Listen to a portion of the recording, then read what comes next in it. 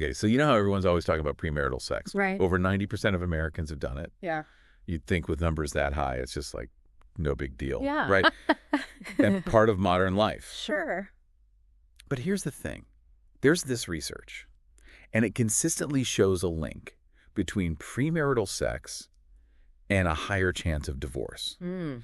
So we are going to deep dive into a study Okay. that looks at this in some really interesting ways. Okay, cool. Because people always ask, Yeah. what really shapes relationships today? Yeah. Yeah. So we're going to figure out if this connection we keep seeing between premarital sex and divorce, Right. is it just because maybe people who are okay with premarital sex just have different views on marriage to begin with? Yeah, that makes sense. Right. So are they just more open to divorce anyway, or is it something more than that? Right. We also want to see if the number of partners someone has before marriage makes a difference. Okay. And if all this looks different for men versus women. These are really good questions, and it's interesting because there's already been some research on this. Yeah. Studies by people like Kahn and London, Teachman, Paik have all shown this link. Oh, yeah. More premarital partners, especially outside the eventual marriage, Yeah. tends to go along with higher divorce rates. Hmm. But the why behind that has always been kind of unclear.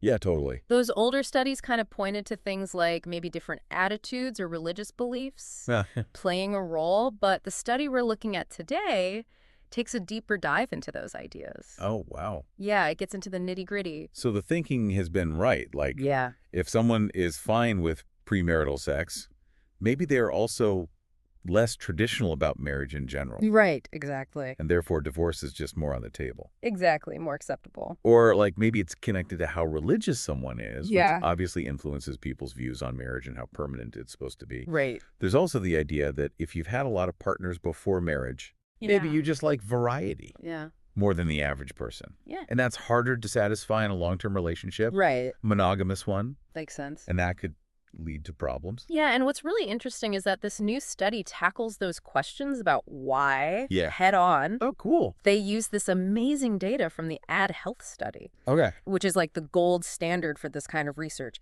It's longitudinal, so they follow people over time, Oh, wow. which is super valuable because you can see how things unfold. Yeah. And they had information on people's beliefs, values, religious backgrounds, cool. all that stuff. Oh, wow. And they even had stuff about their personality and mental health. Wow. All of this measured before they ever even got married. That's amazing. wow. You never get that kind of data usually. It's hard to find. Yeah. Plus, they had all the details about their sexual history. Oh, wow. So they could really zero in on those early life factors and see if the premarital sex and divorce link was still there, Right. even when you take all that other stuff into account. So what did they find? So here's the crazy part. Okay. Even after crunching all those numbers, factoring in all those differences, the link was still significant. Really? Yeah. So it's not just about different values going into marriage. It seems like there's something else going on. Right. There's some other factor. Yeah. That we need to explore. Okay. So let's talk about the number of partners, because this is where it gets really interesting. Yeah. Especially since most people think, the average number of partners before marriage has been going up. Right. For sure. So the researchers wanted to see if having more or fewer partners actually affected divorce rates differently. Interesting. And what they found is there are like different levels of risk based on how many partners you had. Oh, wow. So they focused on people who got married a little later in the Ad Health study, and they found that the lowest risk group were the people who only slept with their spouse before marriage. So like the classic traditional view seems to hold some weight. Yeah. And, it does make sense. Yeah. Like intuitively. Yeah, for sure. But then it gets a little more complex. Right. So the next level of risk was for people who had between 1 and 8 premarital partners. Okay. So a pretty wide range. Yeah. A pretty big range. Yeah. And then the group with the highest risk were people who had 9 or more partners before marriage. Oh, wow. And their odds of divorce were 3 times higher. Whoa.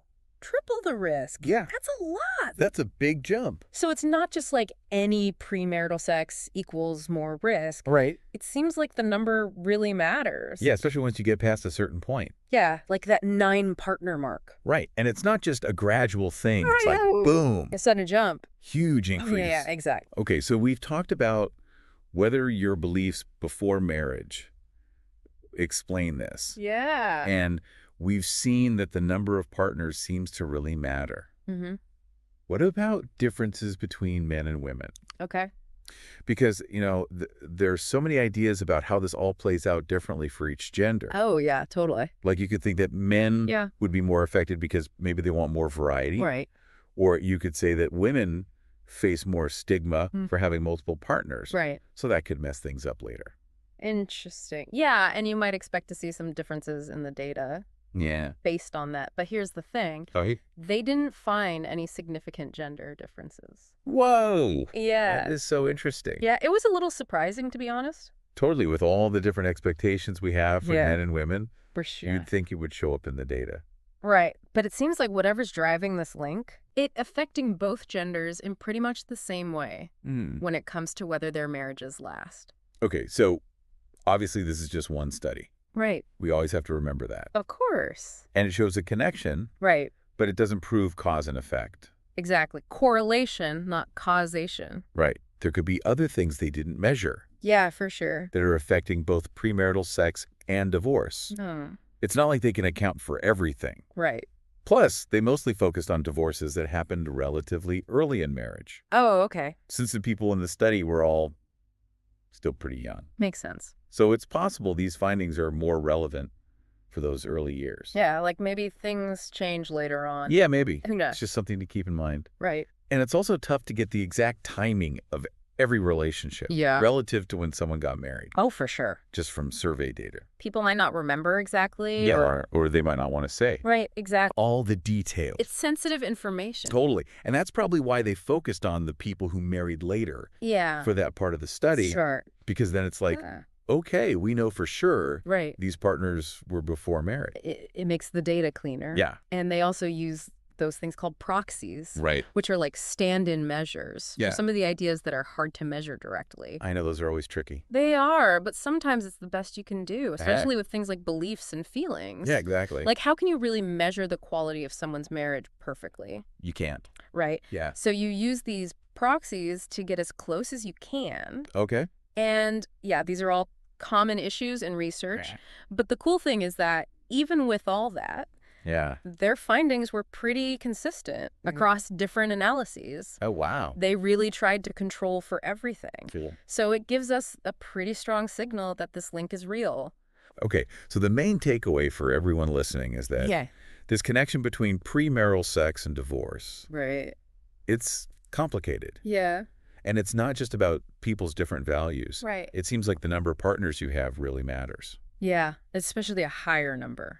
Yeah, and that's true for both men and women. Exactly. No big difference there. Okay, so final thoughts for you all listening. Okay. Based on all this research, how do we understand relationships and commitment differently now? Yeah, that's a great question. Especially in today's world. Yeah, things have changed so much. Right, like this make us rethink our choices and our expectations. Yeah, for sure. It's a lot to think about. It is. Okay, everyone, thanks for listening.